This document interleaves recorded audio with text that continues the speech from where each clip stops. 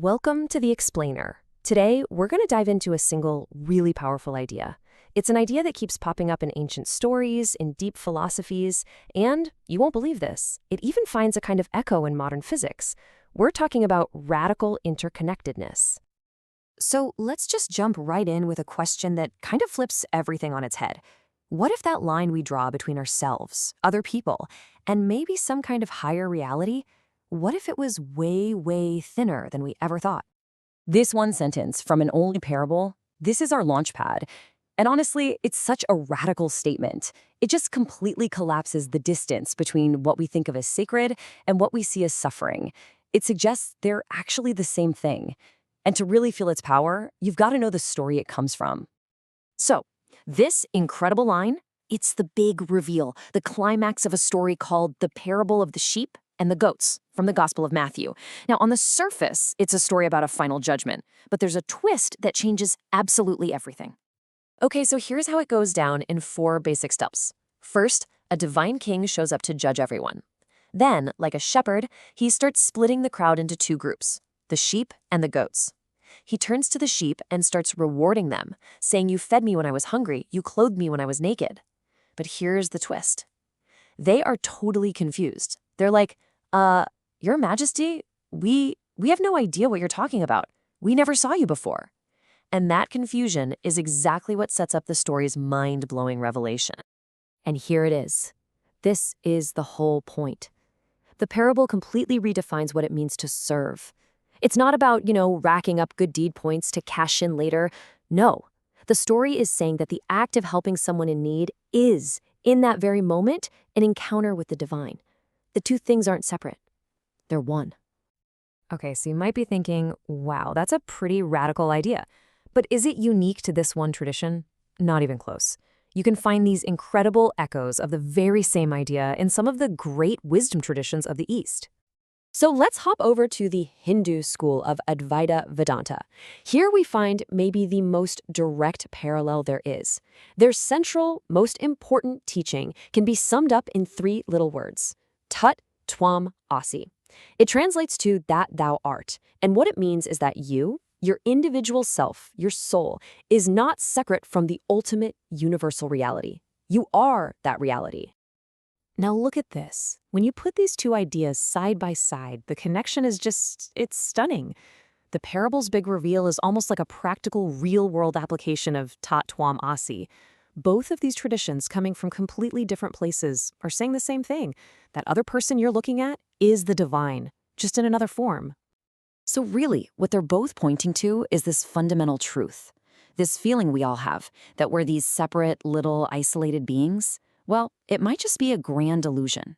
In Vedanta, they call it Maya. The deeper reality, the real truth, is the unity that's humming just beneath that surface of separation. And you know what's cool? Buddhism arrives at almost the exact same spot, but it takes a totally different road to get there. It starts with the idea of anatta, or no self. This idea says that our sense of a solid, permanent me is actually an illusion. And once that illusion starts to dissolve, what are you left with? The realization that everything is interconnected. So from that viewpoint, being compassionate isn't just helping one person. It's like you're mending the entire web of existence. And we can even find a pretty amazing connection to Taoism here. Think about it. The righteous people in the parable, they are a perfect example of Wu Wei, which means effortless, spontaneous action. They weren't trying to be good to get a reward. That's why they were so surprised. They just acted out of a natural compassion. And this fits perfectly with how Taoism always elevates the humble, the simple, the overlooked, just like the king identifies himself not with the emperors and generals, but with the least of these. Okay, so buckle up, because now we're going to take a really fascinating leap. We've seen this idea in religion and philosophy, but what if modern science, of all things, offered us a powerful metaphor for this ancient intuition? Right. So in modern physics, quantum field theory tells us that at the most fundamental level, reality isn't made of tiny, separate things, like little billiard balls bouncing around. The actual bedrock of reality is a set of continuous, vibrating fields that permeate everything, everywhere. What we perceive as a particle is just a little ripple, a localized vibration in one of these fields. So let's just use that as a metaphor for a second. Imagine a single underlying field of consciousness. Each one of us isn't some separate island. We're more like a temporary ripple in that one big field. An act of kindness, then, directed at one person, is never really an isolated event. It's an interaction that sends a vibration right across the whole system.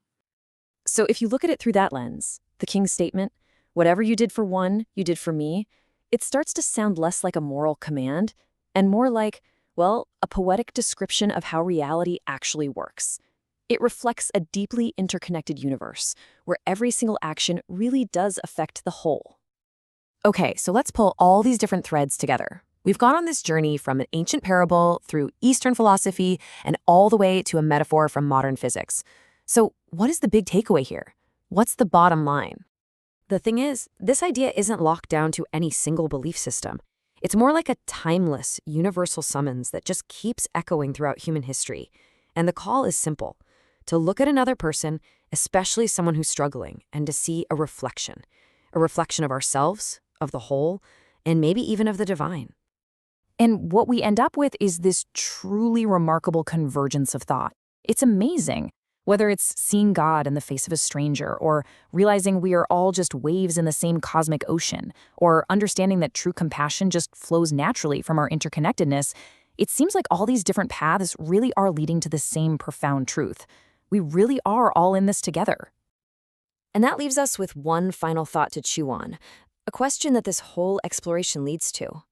If all these wisdom traditions and even our best science are pointing to a reality where our sense of separation is just an illusion, then who exactly is the other? Thanks for digging into this with us today.